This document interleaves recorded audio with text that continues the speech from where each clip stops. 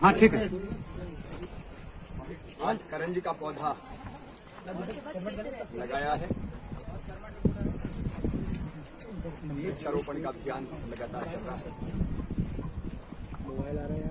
लेकिन आज मैं मीडिया के माध्यम से प्रदेश के सभी भाई बहनों और बेटा बेटियों को आग्रह करना चाहता हूं, संक्रमण लगातार बढ़ रहा है। आज जो संक्रमितों की संख्या आई वो 3000 को पार कर गई। कल ये 2800 कुछ थी। ये समय संकट का समय है। पूरी दुनिया और पूरे देश में महासंक्रमण का दौर चल रहा है। दुनिया के कई देशों में लॉकडाउन हो गया है। हमारे पड़ोसी राज्यों में स्थिति बहुत बुरी है। महाराष्ट्र हो, छत्तीसगढ़ हो, जिनकी सीमाएं हमसे लगी है, वहां स्थिति बहुत संकटपूर्ण है। और कोरोना के संक्रमण की लड़ाई ऐसी है कि इसमें हम सब मिलके ही संकट से लड़ सकते हैं।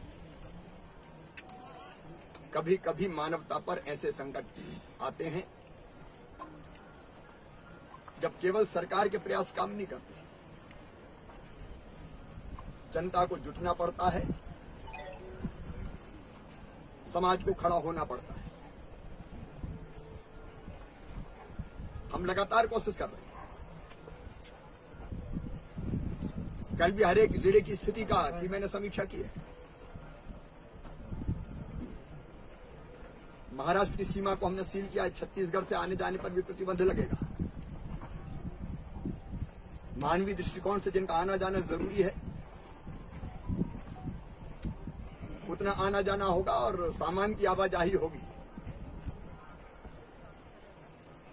जो वस्तुएं लेकर ट्रक्स आते हैं, मेरी अपील है अनावश्यक इन राज्यों में ना जाएं। वो भी हमारे भाई बहन है, लेकिन संक्रमण रुके इसलिए कुछ प्रयास करने जरूरी है। वहां से जो आएंगे और उनका आना आवश्यक है तो पूरी तरह से जांच करके जरूरत पड़ेगी तो उनको आइसोलेशन में रखेंगे।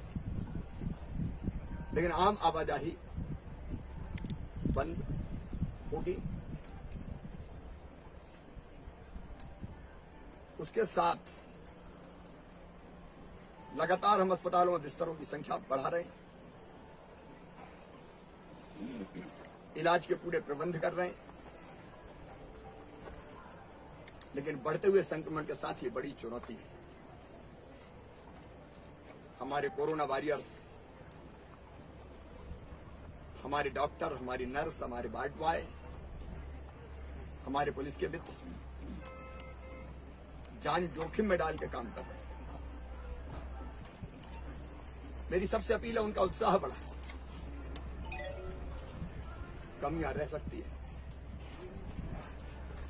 लेकिन ये समय साथ मिलकर लड़ने का है, एक सकारात्मक माहौल बनाने का है। इतवार को लॉकडाउन है कई जगह। छिंदवाड़ा में 3 दिन का लॉकडाउन चल रहा है। बैतूल जैसे शहरों में 2 दिन का लॉकडाउन है। मैं लंबा लॉकडाउन नहीं चाहता, क्योंकि व्यापार ठप होता है, रोजगार छिन जाते हैं। गरीबों की रोटी रोजी भी चलनी चाहिए। इसलिए बिना लॉकडाउन के हम कैसे इस संक्रमण को थाम लें, वो कोशिश जरूरी है। और उसके 3 ही उपाय दिखाई देते हैं। एक, मास्क जो संक्रमण को रोकेगा।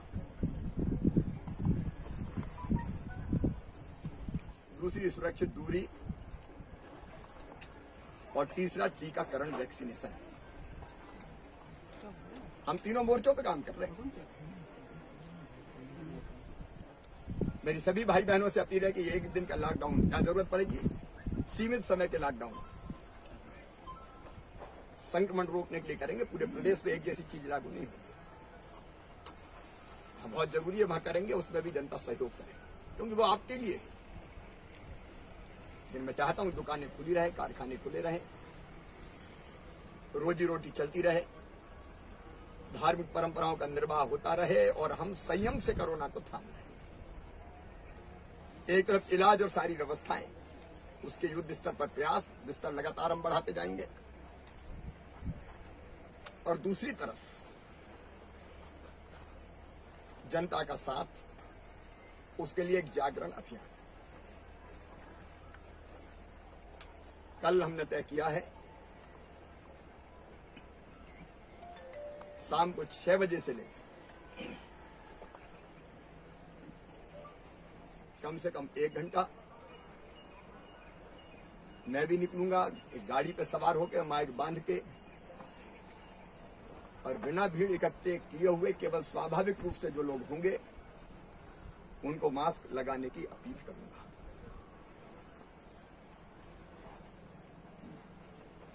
सभी धर्मगुरु, समाजसेवी संगठन, राजनीतिक दल, सबको ये प्रयास करना पड़ेगा कि लोग मास्क लगाएं।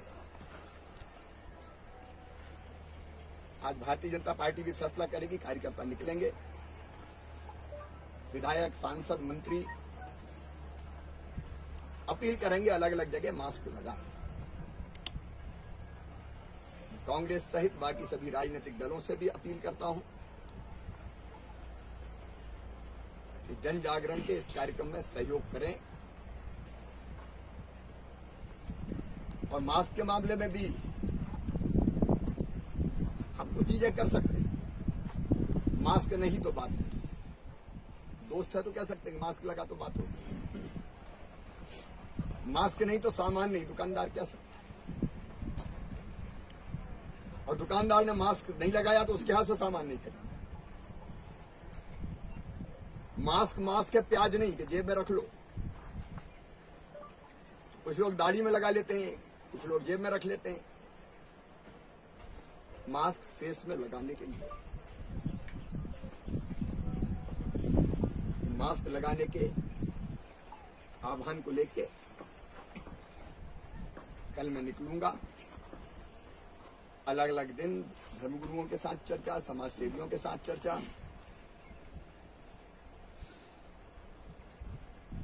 मीडिया के मित्रों से चर्चा, और प्रयास ये होगा कि ऐसा वातावरण बने कि हम सब मिलकर संयम के द्वारा, आत्मानुशासन के द्वारा उस लॉकडाउन को रोकने के लिए, बड़े लॉकडाउन कुछ सुरक्षित उपायों के द्वारा हम कोरोना को कंट्रोल करें। मेरा विश्वास है कि मानवता जीतेगी, हम जीतेंगे, कोरोना हारेगा। सर, कई जिलों का